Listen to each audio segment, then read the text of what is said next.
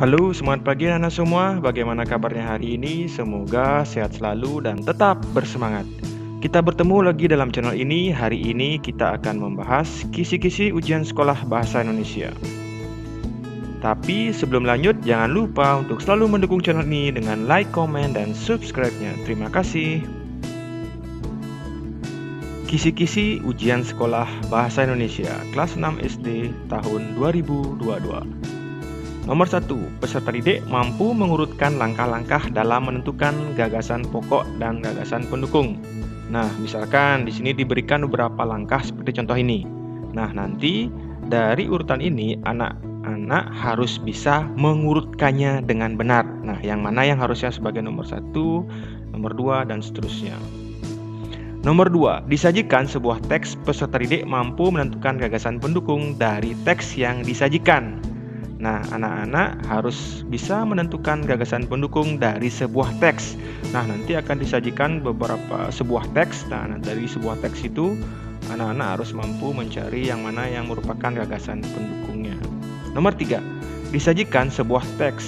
Nah, ini salah nih. Sebuah poster harusnya. Peserta didik dapat menjelaskan maksud sebuah poster. Nah, diberikan sebuah gambaran poster. Nah, dari poster itu anak-anak diminta menentukan maksud atau makna dari poster tersebut.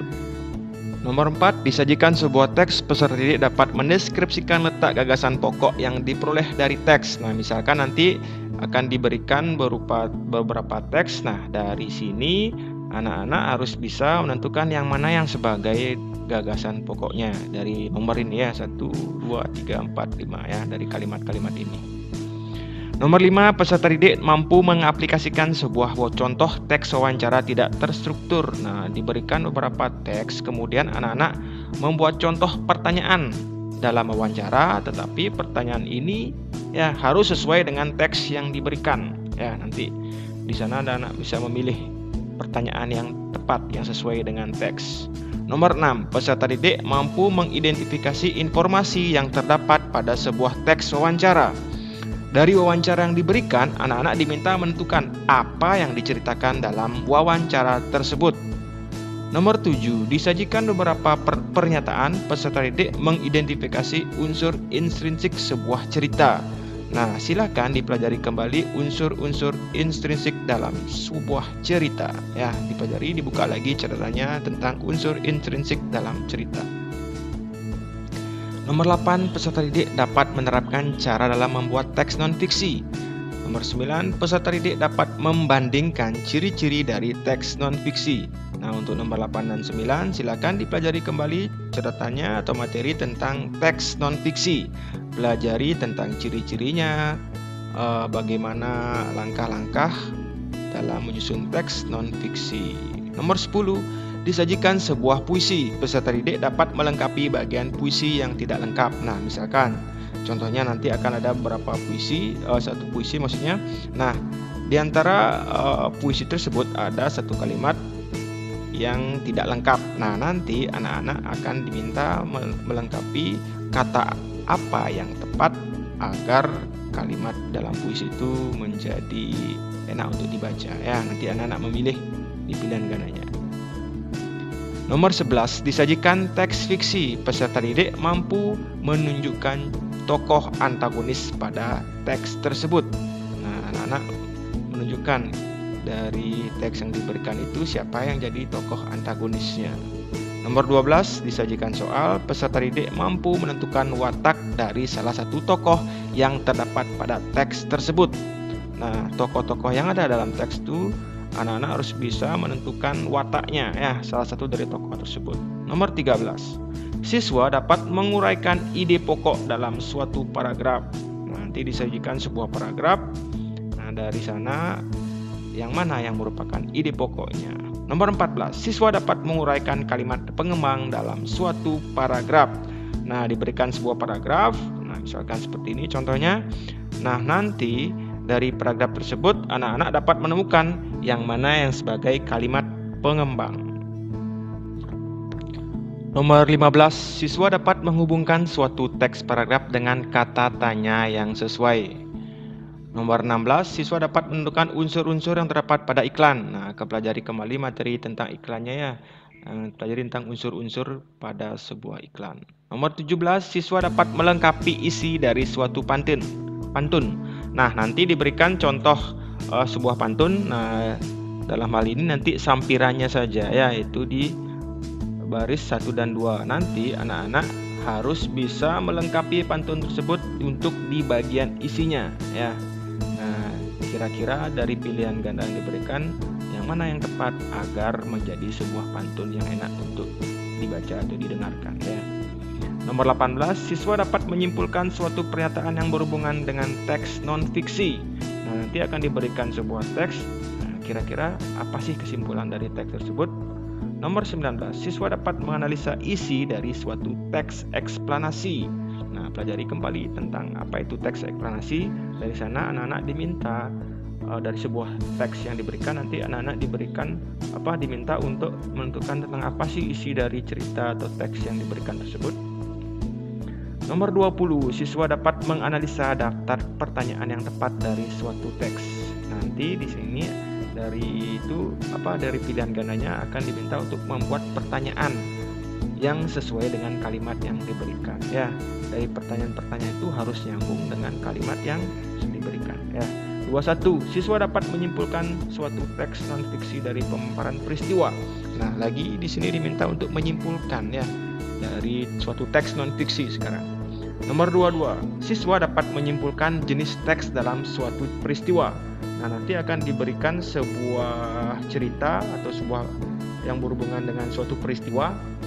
Nah, dari peristiwa tersebut anak-anak bisa menentukan beberapa jenis teks, apakah dia termasuk non-fiksi, realita, fiksi, eksplanasi. Jadi sebelum itu anak-anak harus mengingat kembali apa sih itu non-fiksi, apa itu realita, apa itu fiksi, dan eksplanasi ya. Nomor 23, siswa dapat menguraikan unsur-unsur yang terdapat dalam surat resmi dan tidak resmi. Nomor 24, siswa dapat membandingkan unsur-unsur yang terdapat pada surat resmi dan surat tidak resmi. Nomor 25, siswa dapat menganalisa kalimat yang terdapat pada surat resmi dan tidak resmi. Nah, untuk nomor 23 sampai nomor 25 ini pelajari tentang ini materi kelas 5 ya, tentang suratnya, surat resmi dan tidak resmi. Apa saja unsur-unsurnya, apa bagian-bagian dalam surat itu, buka lagi catatannya ya, silakan dipelajari kembali agar bisa menguraikan, membandingkan, dan menganalisa kalimat yang terdapat pada sebuah surat. 26. Disajikan soal, siswa mampu menganalisis teks laporan hasil pengamatan. 27. Disajikan pernyataan, siswa mampu mengurutkan struktur isi teks laporan hasil pengamatan. Nah, misalkan diberikan pernyataan berikut, misalkan ada informasi khusus, informasi umum, kumpulan fakta, sinopsis, dan simpulan. Nah, dari sini anak-anak harus bisa mengurutkan ya, yang mana sih harusnya duluan, yang mana yang setelahnya, nomor 1, nomor 2. Nah, nanti di pilihan ganda anak-anak harus bisa mengurutkannya dengan tepat. Jadi dibaca kembali materinya tentang teks laporan. Nomor 28, disajikan soal, siswa mampu menganalisis informasi penting pada sebuah teks. 29, disajikan suatu puisi, siswa menemukan keadaan cerita puisi tersebut. 30, disajikan suatu puisi, siswa menemukan maksud salah satu kata pada puisi tersebut. Nomor 31, disajikan suatu puisi, siswa menyimpulkan isi puisi tersebut. Nah, 29 sampai 31 ini tentang materi puisi ya. Anak-anak akan diminta untuk menceritakan apa sih isi puisi tersebut, puisi-puisian tentang apa, dan makna salah satu kata dalam puisi tersebut. Nomor 32, disajikan pernyataan, peserta didik dapat menganalisis tujuan teks eksplanasi. 33, disajikan pernyataan, peserta didik dapat memilih kalimat efektif. 34, disajikan pernyataan, peserta didik dapat memilih kalimat efektif. Nah, nomor 33 dan 34 ini tentang kalimat efektif. Nanti anak-anak diminta untuk mencari kalimat efektif yang benar ya, dan memperbaiki kalimat yang salah agar menjadi efektif ya. Nanti di pilihan gandanya anak-anak akan diberikan beberapa pilihan kalimat efektif yang mana yang paling tepat ya. 35. Peserta didik dapat menemukan struktur teks eksplanasi. 36. Peserta didik dapat merinci langkah-langkah menyusun teks eksplanasi. Nah, di sini kembali pelajari tentang materi teks eksplanasi, bagaimana itu strukturnya, apa saja itu ciri struktur dari teks eksplanasi dan langkah-langkah dalam menyusun teks eksplanasi. 37. Peserta didik dapat menemukan topik berdasarkan teks yang disajikan. Nah, di sini nanti akan diberikan teks, anak-anak harus bisa menentukan topiknya tentang apa sih teks ini ya. Nomor 38. Peserta didik dapat menganalisis informasi yang terdapat dalam daftar riwayat hidup dengan benar. 39. Peserta didik dapat menemukan isian data daftar riwayat hidup. Nomor 40. Disajikan daftar riwayat hidup, peserta didik dapat menggali informasi berdasarkan data riwayat hidup tersebut dengan benar. Silakan dipelajari kembali tentang bagian-bagian riwayat hidup ya. Dibuka kembali buku paket LKS atau di internet nanti bisa ya cari tentang riwayat hidup. Nah, misalkan seperti ini Pak kasih contoh ya. Daftar riwayat hidup. Nah, ini unsur ini perlu diketahui dan dipahami supaya tidak keliru dan ditulis secara runtut. Nah, misalkan unsur-unsur riwayat hidup, ingat kembali ada data diri, riwayat pendidikan, pengalaman bekerja, dan lain-lain ya. Harus disajikan secara runtut. Nah, yang mana sih harusnya lebih dulu? Apa data diri harus kita berikan dulu, apa pengalaman bekerja, atau riwayat pendidikan, atau yang lainnya. Nomor 41, menemukan informasi yang terdapat pada teks non-fiksi. Nomor 42, menyimpulkan gagasan utama dari teks non-fiksi. Nah, di sini anak-anak diminta untuk menemukan informasi. Ya, informasinya itu yang pasti harus sesuai, yang cocok dengan teks yang sudah diberikan. Setelah itu diminta menentukan gagasan utama atau gagasan pokok. Nomor 43, menyimpulkan tema pidato, pembicara, pendengar, tempat disampaikannya pidato, dan urutan isi pidato. Nomor 44, menemukan isi pidato yang didengar. Nomor 45, menyimpulkan tema pidato, pembicara, pendengar, tempat disampaikannya pidato, dan urutan isi pidato. 46, siswa dapat menemukan kalimat pembuka yang tepat untuk mengawali isi pidato. 47, siswa dapat menemukan kalimat penutup pidato yang benar dari teks pidato yang diberikan. 48, siswa dapat menganalisis bagian-bagian dari teks pidato yang diberikan. Nah, ini nomor 43 sampai 48 ini pelajari kembali tentang materi pidato ya.